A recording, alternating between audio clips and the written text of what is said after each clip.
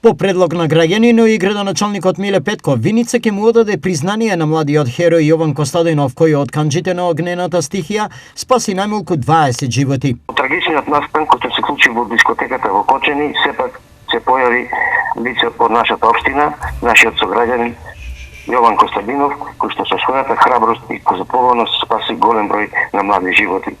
По тој повод, еве јас како градоначалник на општина Виница, ја предложам на Советот на општина Виница да донесеме одлука, односно да делим плакета за хуманост и храброст на Јован. Поради големиот подвиг, признанието на Јован ќе му биде доделено на денот кога се одбележува патронот на градот. Овие признанија вообичаено ги доделуваме на свечена седница која се одржува на Павловден, тоа е патронот на градот Виница.